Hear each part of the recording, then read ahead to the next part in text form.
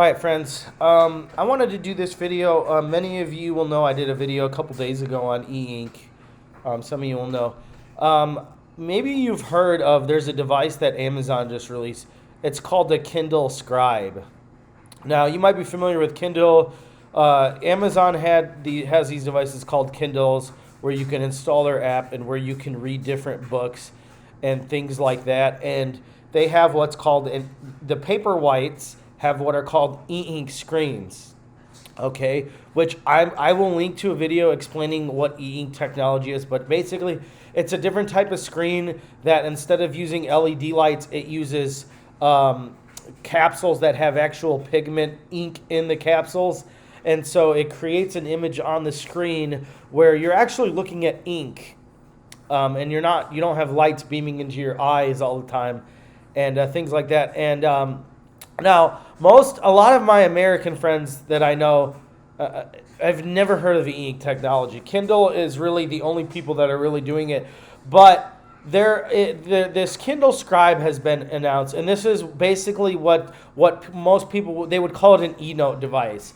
It's a tablet with an e-ink screen that has a pen, and it has a screen that you can write on.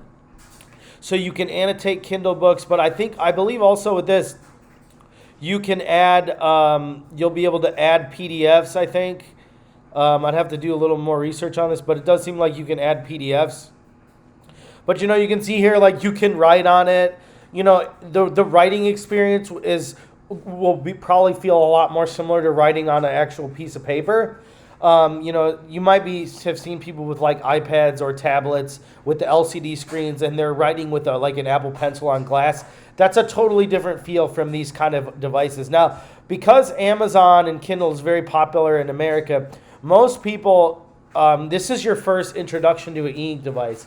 But, and a lot of people are very interested in this, and I think people just are not aware of that this technology is being used outside of America by non-American companies.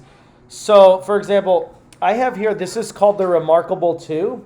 This is my wife's.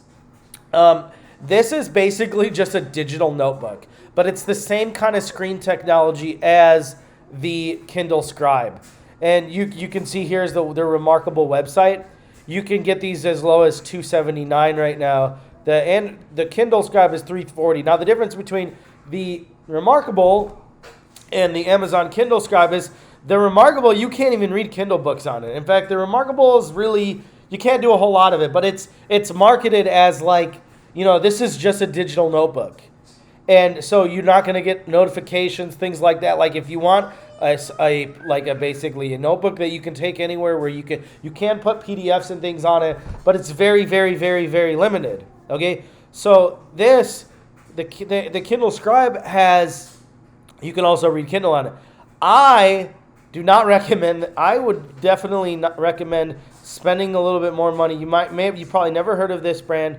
Oh, also, there's a thing called the Supernote A5, which is very similar to the Remarkable. But I just wanted to make mention of that.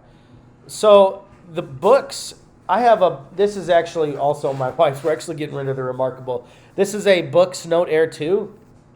This has the same screen technology as the Remarkable, has the same screen technology as the Kindle Scribe's ink, but it runs Android 11. So you can run so much more apps. You can do all sorts of stuff. I do so much stuff on this. I have an app called Memorize that I use to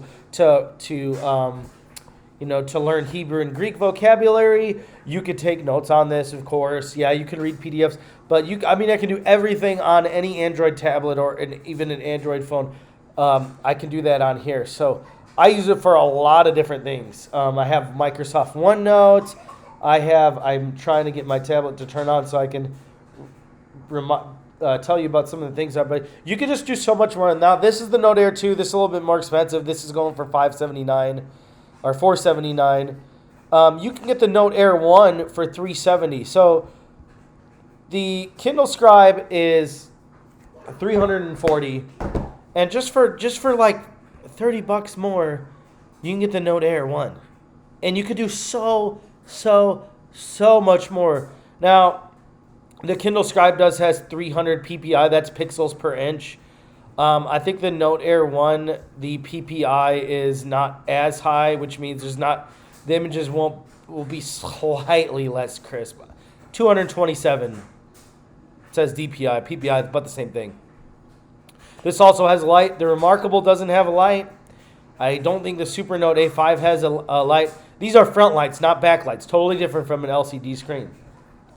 But back to, so Note Air 1 is great. I've seen a Note Air 3, or I'm sorry, a Boox Note 3. Boox is really good, and the nice thing about Boox is you don't even have to get a 10-inch. This Kindle Scribe is only going to be 10-inch. That's about the size of a piece of paper. A normal 8 by 10 piece of paper, about the same size the screen is. But with Boox, you can get 13-inch device. You can get a little bit smaller 7-inch device. They have a 7-inch color device. Boox Note Air. I've had a few of their devices. I've seen a few of their devices. Highly recommend, because you can just do all sorts of stuff. If you get this Kindle Scribe, you're not going to be able to do much with it. And maybe you want that. Maybe you want to only be able to read Kindle books, and it's limited to that ecosystem, or PDFs that are not locked by DRM, which means, you can Google it, okay? So, on my Note, I can go on Gmail, I can go on Amazon, Reddit, Twitter, Facebook, Messenger, which I don't use it a whole lot for that. I have Logos Bible software on here, and anything that I might need to do with an app, and I use this for,